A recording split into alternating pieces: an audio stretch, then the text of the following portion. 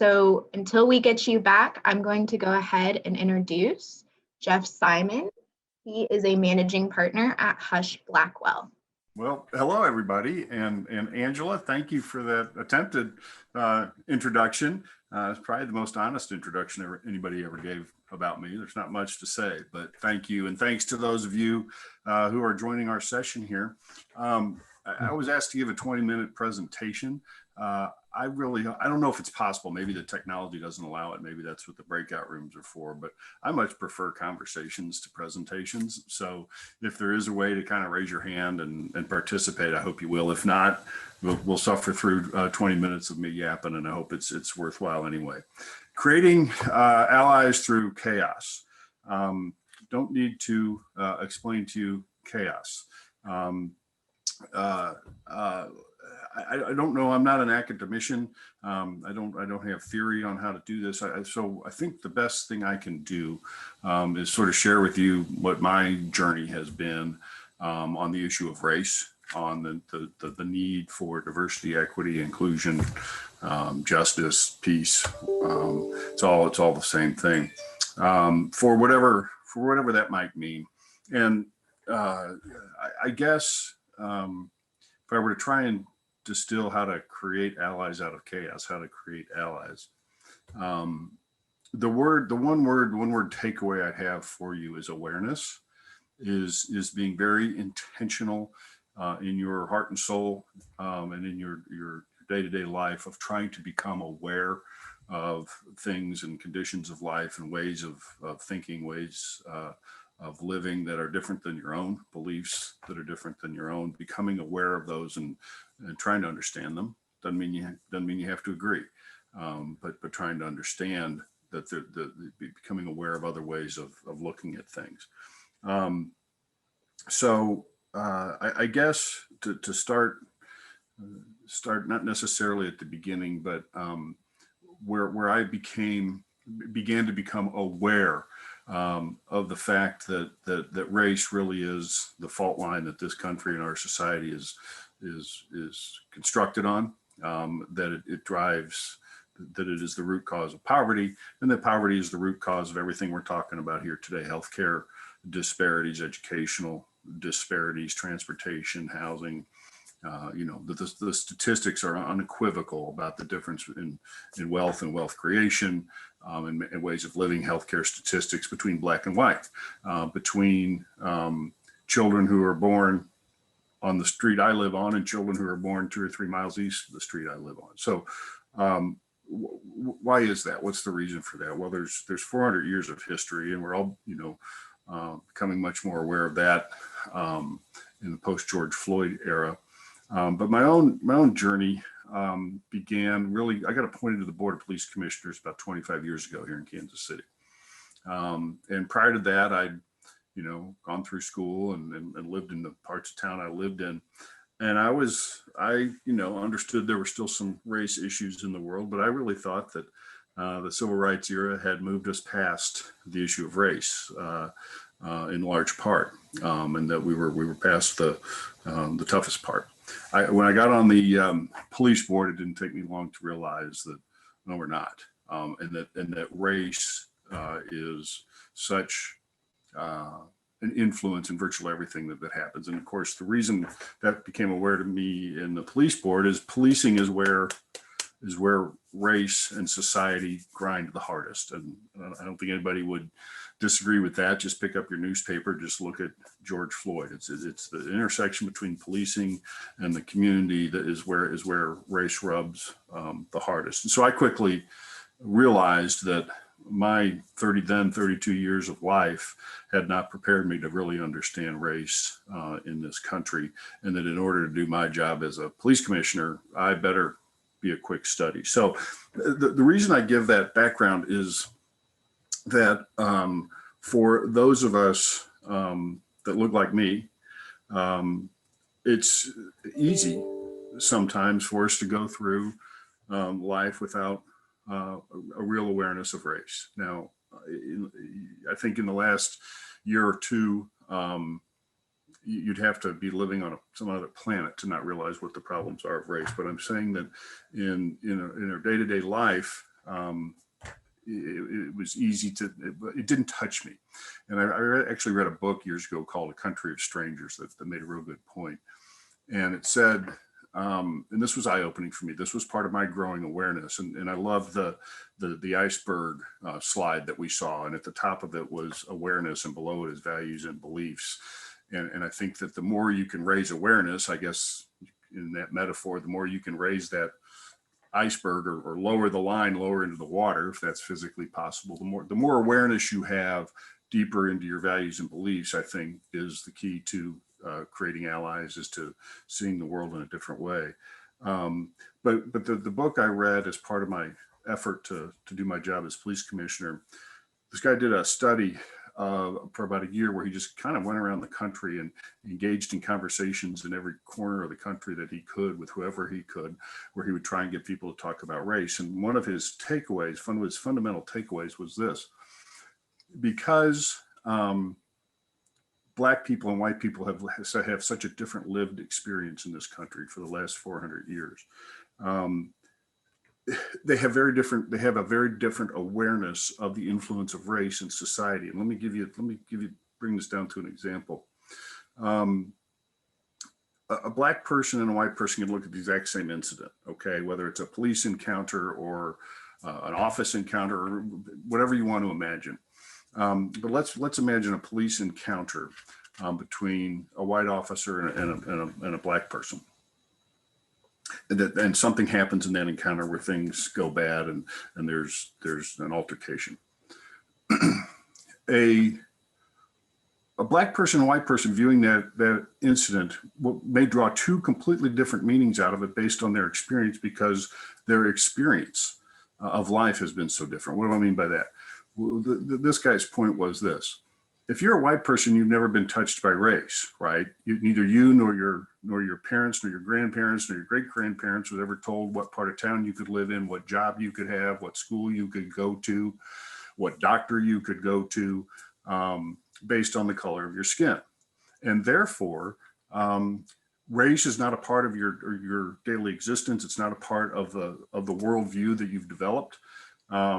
And you can go weeks and weeks and weeks without really thinking about race because it doesn't touch you personally. The Black experience is very, very different. And we don't need to look very far in our own hometown to understand that. And that has been, that was embedded in this country over 400 years ago. It has evolved in different forms. It didn't end with slavery. It didn't end with the end of Jim Crow. It hasn't. We're in the era of mass incarceration. It hasn't ended yet. So if you're a Black person, you very legitimately say everything that's happened to me in my experience has been in some way related to the color of my skin, because it's true, right? Historically, it's true. Maybe the particular individual no, but the color of a Black person's skin has influenced their life. So when that Black person standing next to me watches the same encounter I do with the police, they draw a totally different meaning out of it. They draw a totally different meaning out of it and attribute the encounter to race. And they say, well, that cop is being racist. And so this was very eye-opening to me, and I hope I'm making my point. When a white person says, there's nothing racial involved in that encounter between the police and the citizen.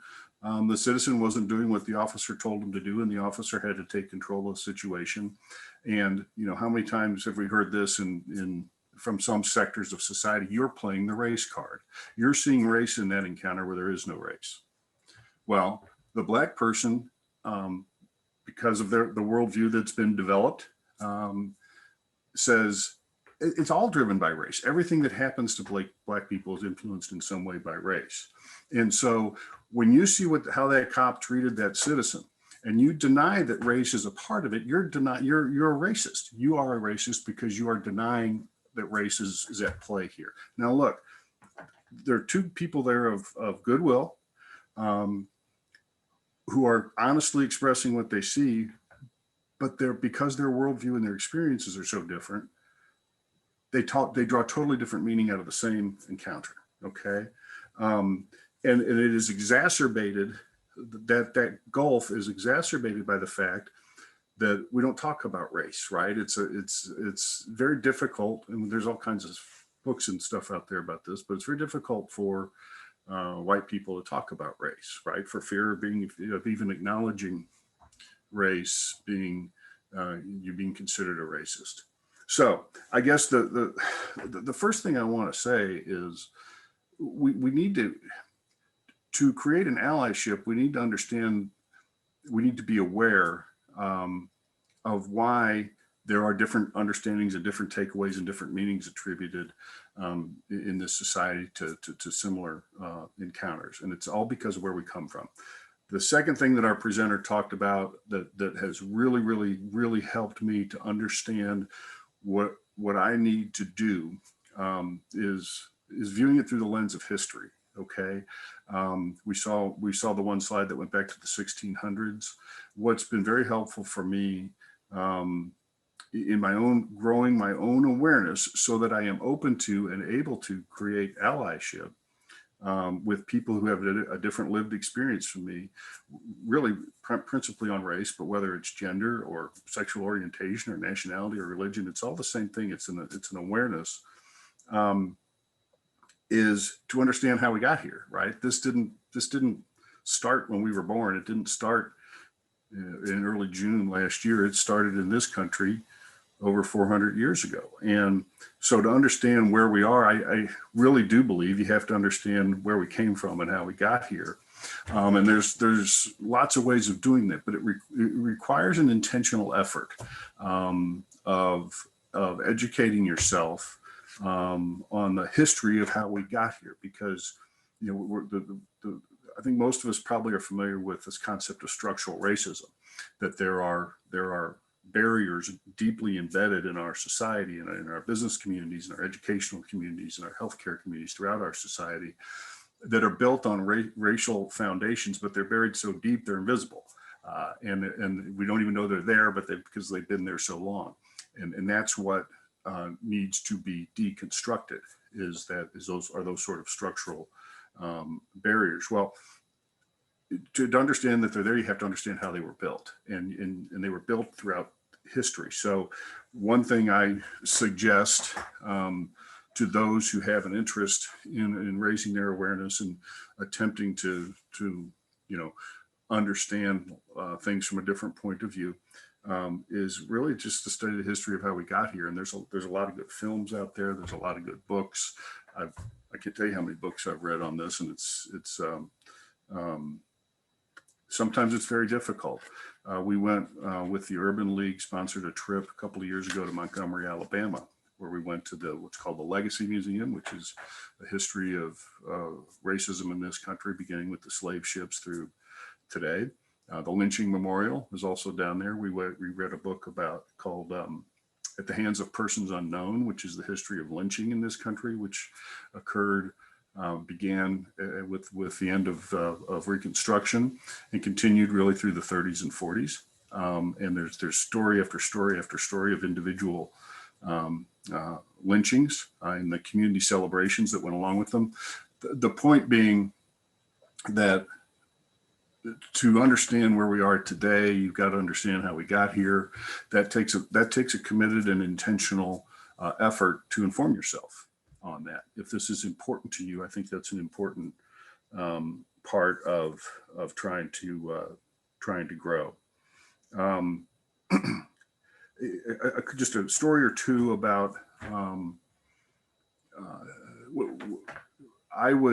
I'm the managing partner of the Kansas City office of Hush Blackwell.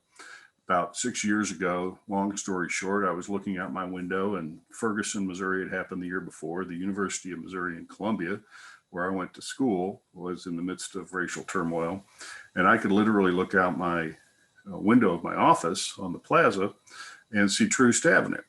And I sat looking out my window one day thinking, what am I doing? What am I doing sitting here in my office in a law firm that's been around this town for 100 plus years, is embedded in the power structure, the white power structure of this town as any institution, and pretending like this isn't my problem, pretending like there isn't something that organizations like mine need to do about the fundamental injustices and inequities that are driving Ferguson, that are driving the University of Missouri, and that are perfectly represented by Troost Avenue, that I see the literal and metaphorical dividing line in my city, and I'm sitting on top of my building looking at it. So that was really a moment for me of awareness that,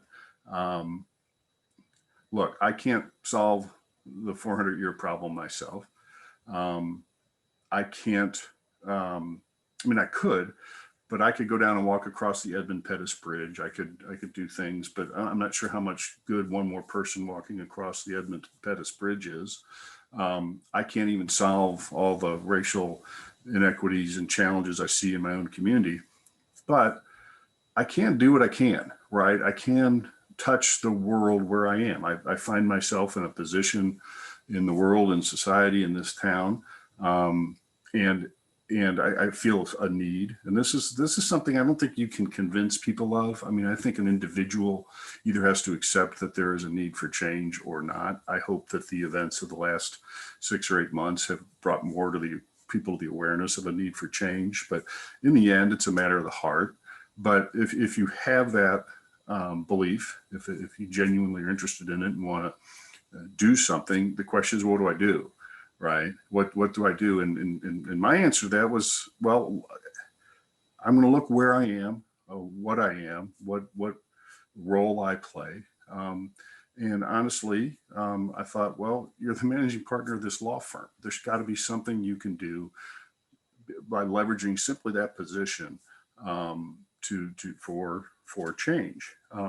But I also realized then that it had to be, a very intentional effort. There were a lot of relationships I had to form. There were a lot of work to do to understand what the needs are in this community and who the people are that I need to get to know so that I can be of some assistance. And so I very intentionally set out to try to meet people, to try to show up, to be physically present. There's a phrase called "meet people where they are," right? And so instead of sitting in my office, is get out on the street and go to places where people are that I can get to know, who can help me understand what it's like to be Black in Kansas City, to be perfectly frank, what the challenges are and where I can begin to touch those. Now, long story short, what I realized is that as a law firm, we have a long-term law firm in this town. We are members of organizations. We are present in rooms.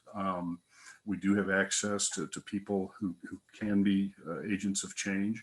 And that part of my responsibility was to try to be a voice in those rooms and with those people of the community that doesn't have access to those rooms and those people, and try to be a voice in those rooms for some of these things, and that has most particularly focused on, in our instance,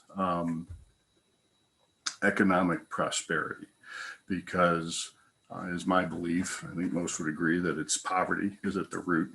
Racism is at the root of poverty, and poverty is at the root of everything else. So until people have a viable way of making a living for themselves, we're going to be spinning in the same circle we have for such a long time, and we ought to be able to do something about that as a law firm. So this is not a chamber plug. I guess it is, but it is a sincere and genuine one. This Chamber of Commerce has engaged, I think, in a recognition that by virtue of the membership and the nature of the organization, it is a business association. Business prosperity is ultimately, economic prosperity in business is ultimately what has to happen to move us forward. And so what can the chamber do? They've formed committees on inclusive prosperity. They're partnering with the Civic Council. I mean, the Civic Council, we can think of in historical terms as sort of the The old white guys club, let's be honest, it is now engaged in efforts at inclusive prosperity. They've formed a joint committee on police governance and police reform, a social justice committee. This has all been within the last 4 or 5 years that some of this has been happening. And so I guess this fits within the broader category of allyship, but it's a gradual is not the word to use. This allyship thing to me, and I can only speak from my own personal experience, is where am I and what can I do? And it's not going to be one wand that solves everything, but there are things I can touch. There are conversations I can have. There are initiatives I can support. There are individuals I can meet, and to whatever extent it might be helpful, mentor or talk to, or just make myself available to. Let them know I care about them. Let them know I'm concerned about them. Listening to what their needs and hopes are, and seeing if there's something I might be able to do to assist in that. These are some of the things, I guess, that I have done. I will tell you that some of the most meaningful and rewarding work I've done over the last 5 or 6 years has been in the area of doing what I can in the field of racial equity, racial justice. Some of the friendships I've made and people I've gotten to know have been just amazing people who've made me a better person. But it wouldn't have happened, right, if I'd have just stayed up on the 10th floor of my building on the plaza overlooking Troost Avenue and turned my back to my computer screen and sent out my bills at the end of every month and pretended, right, it's not my problem. And this was all sort of brought home to me very powerfully last June, in early June, as I'm sitting in my living room watching the local news coverage of what's going on the plaza. It was the first night, I think, that the demonstrators had shown up at the park there, the former J.C. Nichols fountain. And there was an altercation with police that was getting out of hand. And I'm sitting in my living room and I see the cameras from the north pointed south, and they're showing all the chaos, to use the word of the session, in the park, the conflict between police and the folks who were gathered there. And then there's tear gas shot. So the view I have in my living room is of this altercation in this park, tear gas wafting across the screen. And in the background, towering over this scene, is my building that says Hush Blackwell at the top of it, right? The park is a block away from our office, a block north of our office. And I thought, well, if you didn't know it before, there it is. Who are you to pretend that you don't need to get out in the street and in the crowd and do what you can about this? I mean, just this picture of the big building with our name on it and the tear gas and the chaos in the street, literally right in front of it, sort of made me realize that awareness I'd had 5 or 6 years ago was on the mark. So I'm not sure how much time we have left. I haven't been looking at it. I guess we can't do a dialogue under this. I guess we'll have a breakout session maybe, but that's what I guess what I would say is create an awareness for yourself, get out of your normal routine, both in terms of who you're hanging around and where you are physically, organizations you're a part of, listen and learn, grow your awareness. And then when you see the opportunity, act. When you see the opportunity presented to you, act, or speak up, or whatever it is. And it might just be you're having a conversation with a neighbor at a party and they say something inappropriate or tell a joke or what have you. And it can be as simple as saying, hey man, I don't like that. Don't say that kind of stuff. Don't do that. It doesn't have to be big. It doesn't have to be dramatic. It's just seeing the world from a perspective where you think, that stuff's not right. You can't do that. And then in whatever way you can, speaking up. So let's see. I see a chat. Maybe I'll try this chat button. Let's see. Here's a question. Can you talk about how you were able to be an ally while on the police commission? Boy, that's a great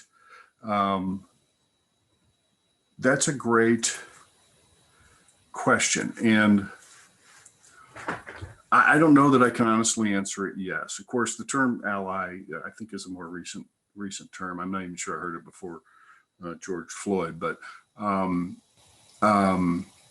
served on the commission with Mayor Cleaver for 3 years, and actually sat next to him, and he did a lot in helping me view things from a different perspective. Just the genuineness and passion that he brought and was willing to share on what policing looks like from the Black community.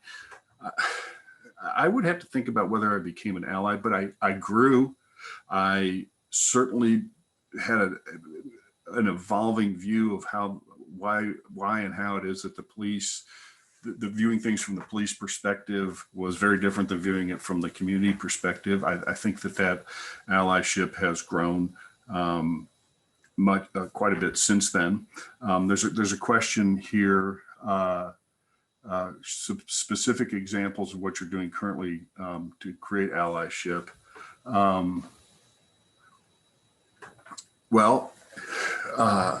I guess I'll start with our law firm. We last June announced an initiative called HB Communities for Change.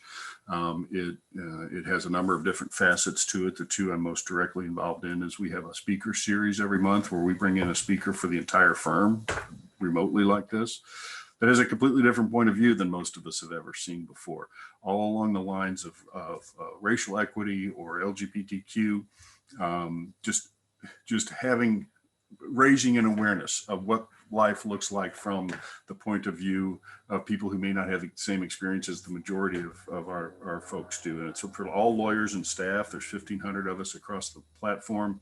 And we've had some just amazing speakers from different walks of life that are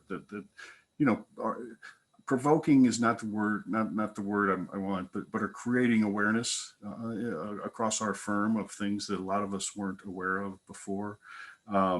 We have hired a corporate pro bono attorney whose job it is to assist Black businesses, minority-owned businesses, with legal services and whatever else we can bring. Locally, we are partnering in various ways with the Prospect Business Association, with the Urban League of Greater Kansas City, with an organization called GIFT, and others to say, look, we're a big law firm with lots of skills and talents that are of assistance to businesses. You're trying to help Black businesses, small and large, but in this town mostly small, make a go of it.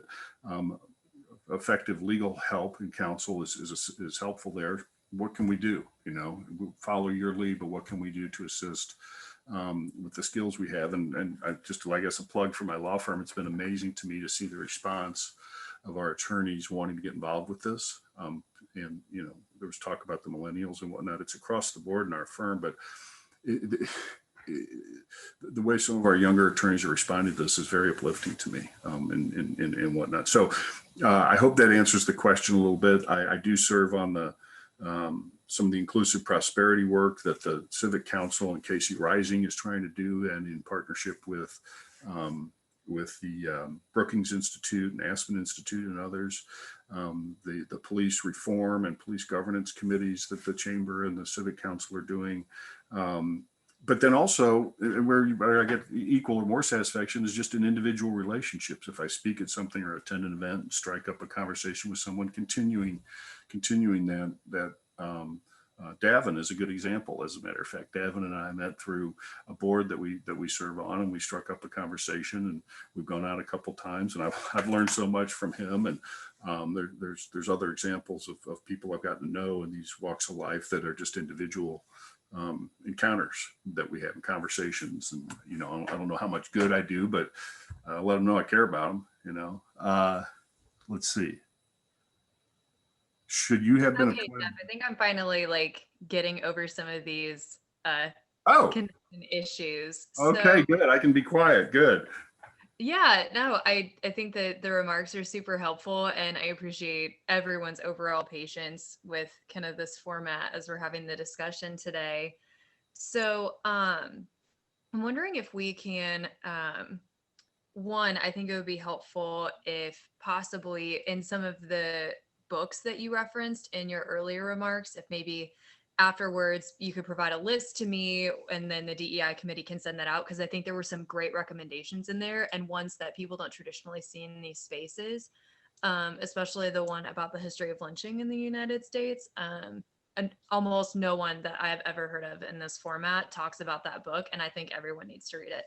It's it's Within hard to reason, read. within your own personal constraints. But then also wanting to get some more voices involved in here within the breakout room. I would love for a couple of people to maybe volunteer what you picked up on in this session from Jeff's remarks, something that resonated with you in particular, or if there's something that he didn't speak about that you would like to know more about. So opening that feedback loop to see what we're taking away so far.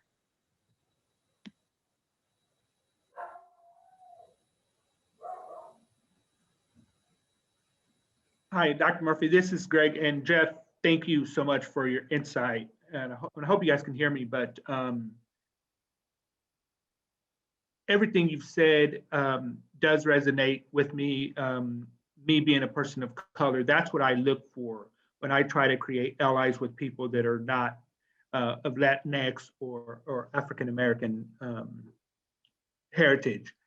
My question to you is, through all of this chaos, as we're calling it, we've seen that the ugly colors, or maybe that's a terrible word to use, but the true colors of people through this past presidency and through COVID, and we've lost some friends because of it.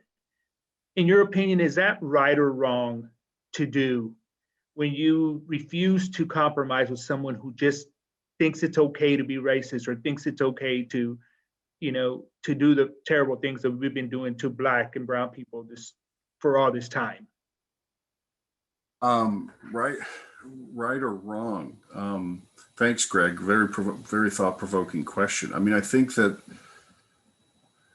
we're free to associate with who we want to associate with. I think that whether you call it friendship, respect is at the core of any relationship, and for people, and I've had the same experience as you have. Look, I can't change somebody else. I can't argue with them. I can't, yell at them or scream, which seems to be the thing to do in modern society. Is if you disagree with me, I'm going to yell at you till you agree with me.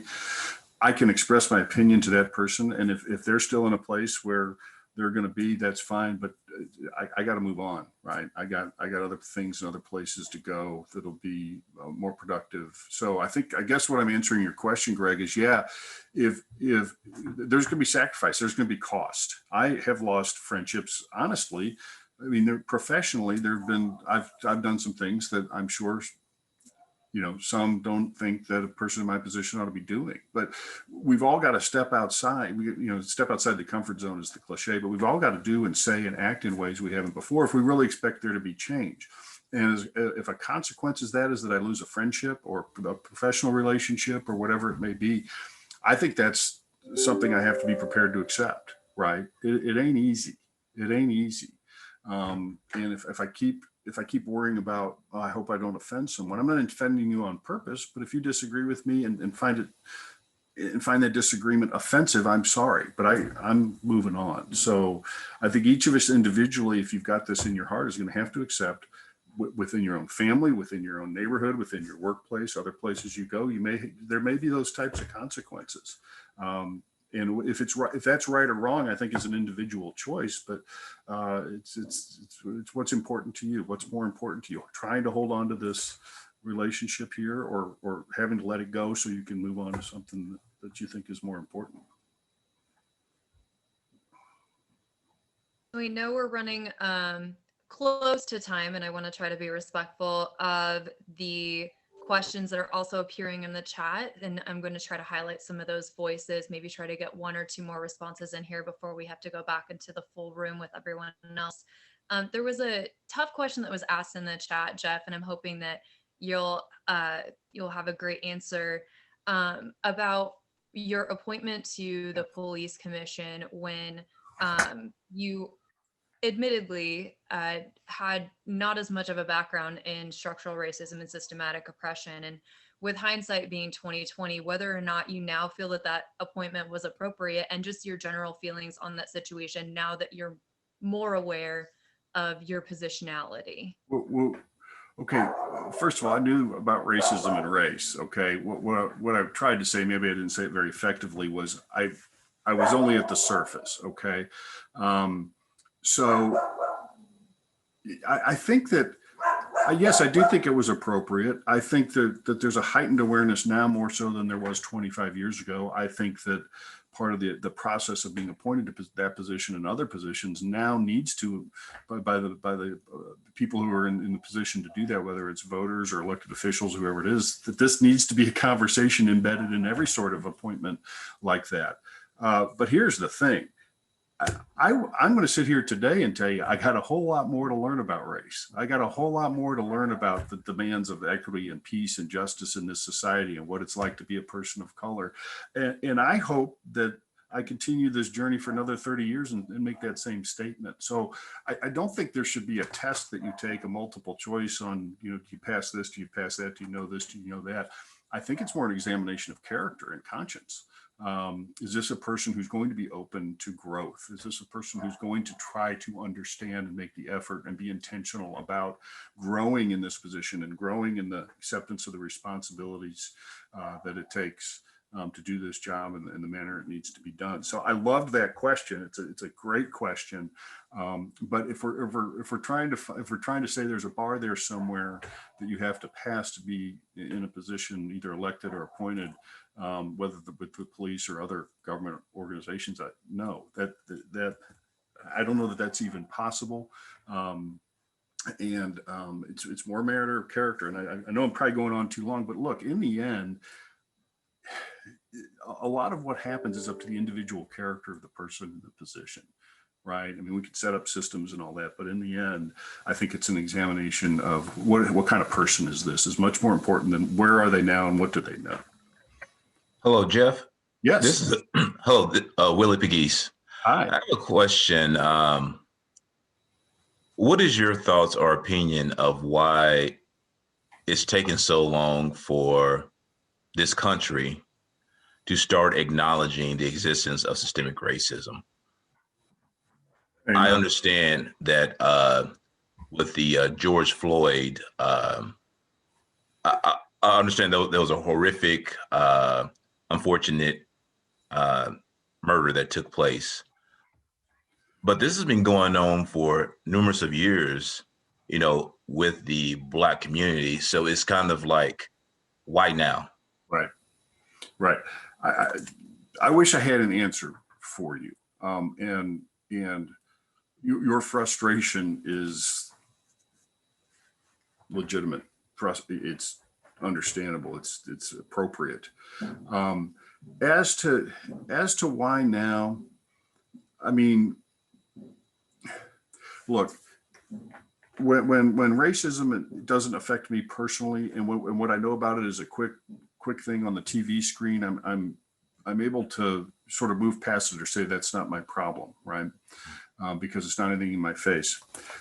When the person affected by it becomes a human being, then everything's different. When I see it from a perspective of not just this sort of abstract, unfortunate, unjust issue out there, but I see a cop with his knee on the neck of George Floyd for 8 minutes and 23 seconds, and I see his face, and I'm watching him dying.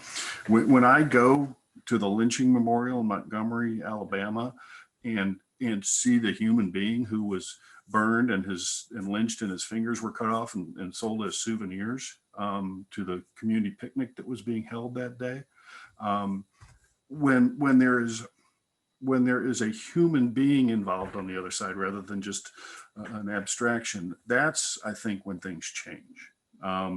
As to why that's happening now and why it's taken so long, I mean, we still have a long way to go,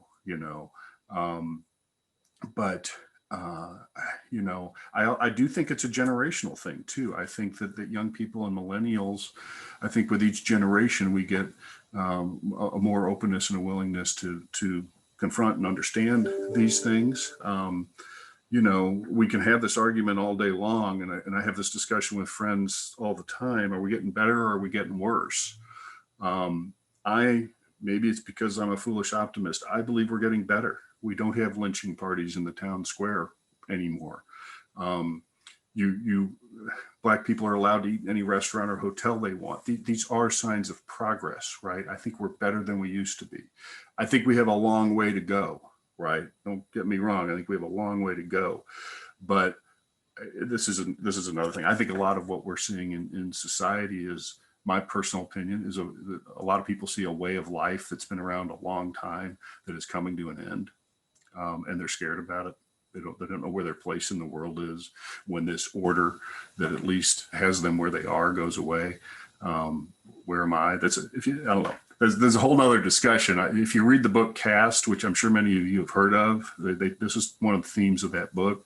But I think I choose to believe that a lot of the chaos we're seeing is, I hope, the death spasms of a whole way of life that's been around a long time, and a momentum is going the other direction that's scaring people. Again, another discussion and just me pontificating. I don't know if I've helped answer your question or not, but that's best I can say. So Jeff, we have time for one more question. We have a hard stop at 10:55. I'm not sure if you have a clock up for you, but I really wanted to get to this one. And I want to just point out in the chat, great use of shine theory to make sure we're not missing the key questions today. And also to the original asker of the question. So our final question for today in this session is, can you speak to the distinction between genuine allyship and performative activism? No, because I don't think I know what either one of those are. I know what genuine is. I mean, look, genuine to me is a matter of the heart, a matter of character, and it's an individual thing. And you know, I think hopefully most of us are able to sense when someone's genuine and when they're not. And it's demonstrated through actions far more than it is words. What was it? Performative. So performative allyship, and then what it can be seen as like genuine allyship. So performative activism, or like virtue signaling, is another way that people talk about it in public discourse. Yeah, let me make a comment on that. We probably got 1 minute left. For a time in my life, I didn't say things or do things that I wanted to do for fear that someone would think that I was, what did you call it? Virtue signaling is the new word for it. That I was doing it just to do it, and it's because people thought it was a thing to do, and people would say, "Oh, isn't that great?